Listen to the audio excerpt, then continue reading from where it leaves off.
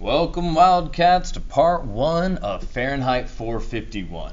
As you can see, I've started to highlight just a little bit of words that were jumping out of the page to me, but now I'm going to follow the annotation key over here. One thing is, I don't like drawing a little dude every single time I see characterization, so I've designated that my orange highlighter. And underlining diction and stuff like that is wonderful. Symbolism as well, sarcasm, irony, these little tools over here are helpful. But the bulk of annotations, when I go back and I look through this book, it's going to be this top portion. Just kind of marking these out to the side. Now, motif, big theme reference, M, exclamation point, might be a little bit tricky. Alright, so we're going to have to make sure that we differentiate between our metaphors and, of course, our wonderful motifs and big theme references. But without further ado, here is part 1, the hearth and the salamander. It was a special pleasure to burn. It was a special pleasure to see things eaten, to see things blackened and changed. Interesting. Special pleasure. It's not just a simple pleasure, it is special to him. I want to make sure I understand when I notice a key piece of diction like that. To see things blackened and changed. Well, they italicized this for a reason. This word must be important for a reason. We'll find out in the future what that might be. With the brass nozzle in his fists, with this great python spitting its venomous kerosene upon the world, the blood pounded in his head, and his hands were the hands of some amazing conductor playing all the symphonies of blazing and burning to bring down the tatters and charcoal ruins of history. What an eloquent sentence. That is a wonderful piece of syntax. And why is it a wonderful piece of syntax? Why do I think this is a well-written sentence? Well, because at the first stop right here, when I get this comma, it helps isolate the blood pounded in his head. It kind of forces you to focus on a little bit of the character himself. But then following it up, when we make this metaphor of him playing as a conductor, the words flow and ebb. It's a lot like a lyrical type of sentence. And that's why this piece of syntax I kind of bracketed. Now, I don't have that over here on my wonderful annotation guide, so you know what? I'm going to add that to the bottom. Oh my goodness, you can't really see the red pen on the orange paper. Let's write over that with blue.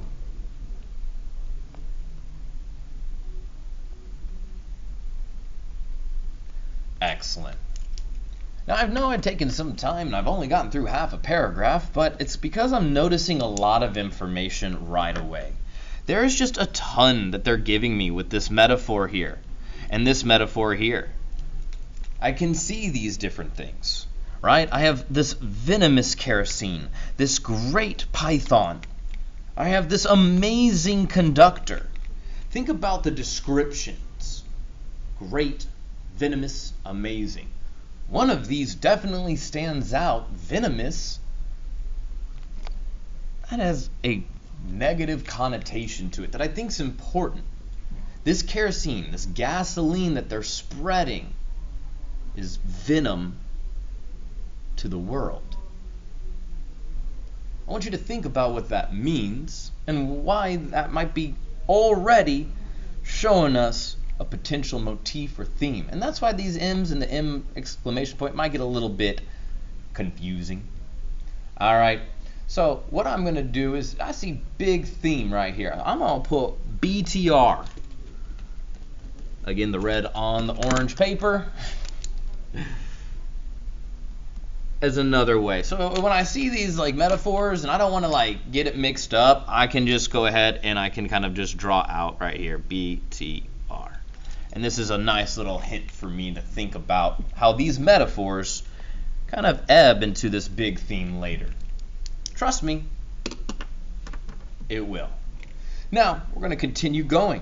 And what's great about this next sentence is they tell us, hey, This number on his helmet is symbolic. The author is not trying to mince his words here. He's trying to be obvious. This is all be symbolism.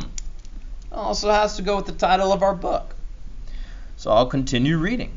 With his symbolic helmet numbered 451 on his stolid head, and his eyes all orange flame with the thought of what came next, he flicked the igniter and the house jumped up in a gorging fire that burned the evening sky red and yellow and black.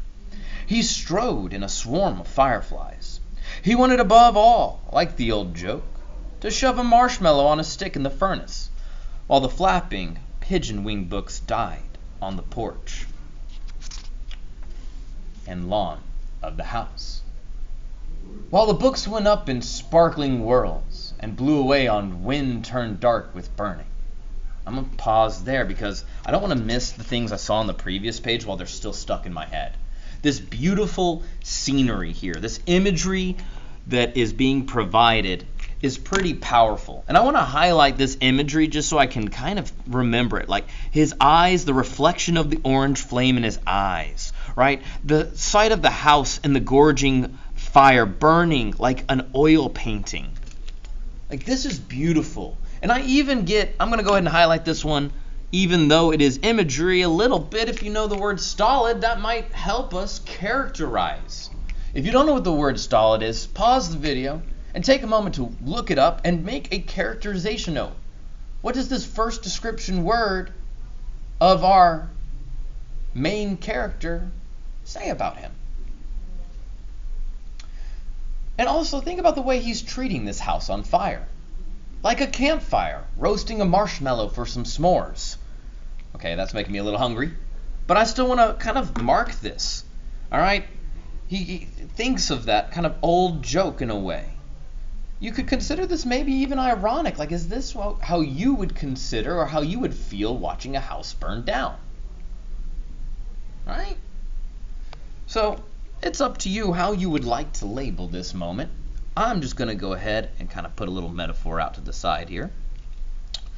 But there's one thing I want to make sure everyone understands. He strode in a swarm of fireflies. Does that mean fireflies like fire and they're coming to attack him? No. All right, this is a reference to the embers. Now, if you don't want to draw a line like I did because you don't want to cross through other words in the book, I understand. All right, you do not have to do that. But I wanted to go ahead and just show you what that looks like.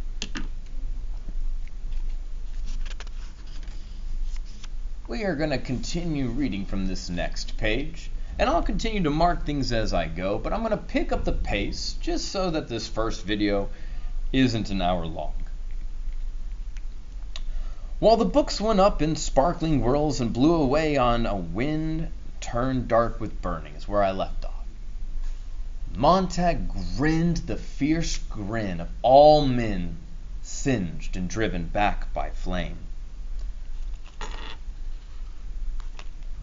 He knew that when he returned to the firehouse, he might wink at himself. A minstrel man, burnt corked in the mirror. Later, going to sleep, he would feel the fiery smile, still gripped by his face muscles in the dark. It never went away, that smile. It never went away, as long as he remembered.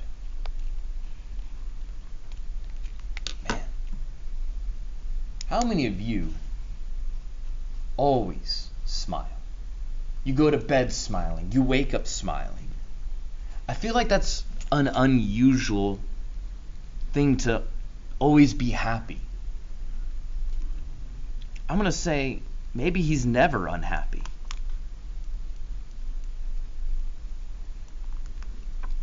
Right? And think about it. He's grinning a fierce grin. He's winking himself at the mirror.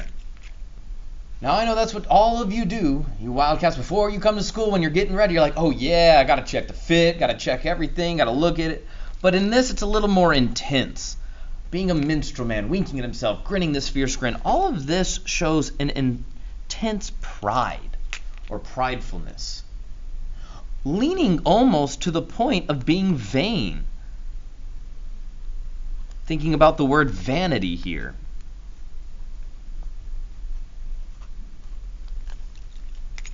Well, this is great characterization and description of our main character. He hung up his black beetle-colored helmet and shined it. He hung his flame-proof jacket neatly. He showered luxuriously, and then, whistling, hands in pockets, walked across the upper floor of the fire station and fell down the hole. At the last moment, when disaster seemed positive, he pulled his hands from his pockets and broke his fall by grasping the golden pole. He slid to a squeaking halt, the heels 1 inch from the concrete downstairs. Wow, we have a lot of interesting terminology here.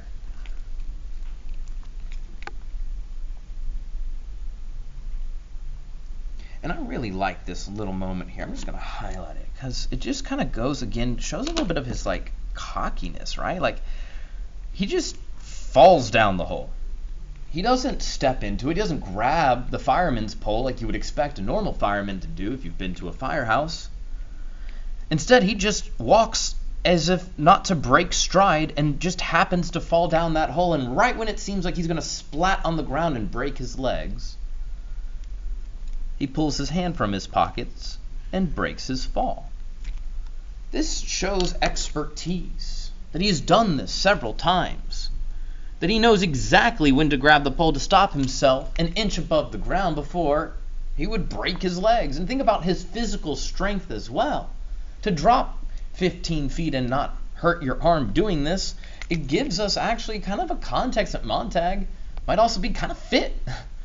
He's expertise, he's prideful, he's vain. So if I put all these together, I might have an idea of what a firefighter or our Montag looks like. Sorry that the camera keeps messing up the focus. I'm going to go ahead and finish this page and then I'll stop this video. He walked out of the fire station and along the midnight street toward the subway where the silent air propelled train slid soundlessly down its lubricated flue in the earth and let him out with a great puff of warm air onto the cream-tiled escalator rising to the suburb. Wow. Okay, hold up. That's just a lot of great imagery and also a wonderfully written sentence. Right? We can get an idea of exactly the scene he's in. And look at how it flows. Right? It's all one sentence that continuously flows to kind of make you feel like you're in the scene a little. And then in the next paragraph, you're going to see something cool that he does with the syntax again.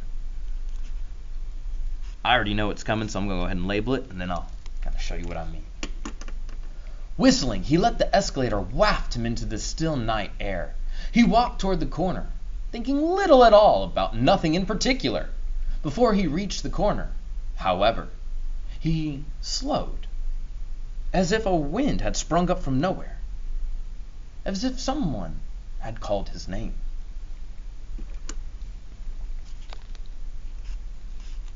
Look at all the punctuation. Look at all of that punctuation. Look at these paragraphs. They're pretty much the same length exactly. Yet look at the pacing created by the punctuation in this paragraph. That it's starting to build the same suspense Montag is feeling. Like, is there someone around the corner? Did someone just call my name? The reader, too, experiences that same kind of anticipation for something to occur.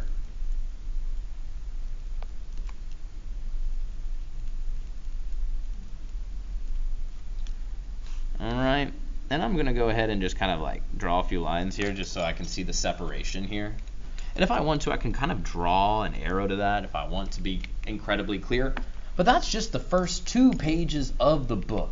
And this is a close reading analysis of just, really a page and a half of text. And think about how long it took me to go through, annotate, and explore these ideas.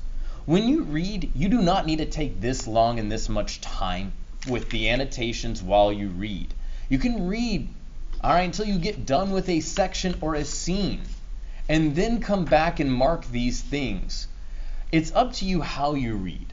I prefer to actually read chunks at a time and then go back and annotate. I don't like to stop as often as I just did because it kind of messes a little bit with my understanding of the story, and it also makes it feel incredibly slow. So when you read this book, Wildcats, make sure you have your own process, your own method. There's a lot of these things over here on the side I need to go back and address, like the setting here. I said it several times, but let me just go ahead and be clear with my annotations. All right, guys, that is the first kind of page and a half of Fahrenheit 451. Close reading, annotation with a little bit of analysis here and there. I hope you enjoyed. All right, I promise next videos will contain a lot more reading, and the annotations will be saved more towards the end, so that if you would like to just hear the reading and kind of go through it with me as I read and the thoughts I have while I read, you can do that. Or if you would like help with your annotations, you would be able to skip to the end of future videos to see those annotations. Have a wonderful day, Wildcats.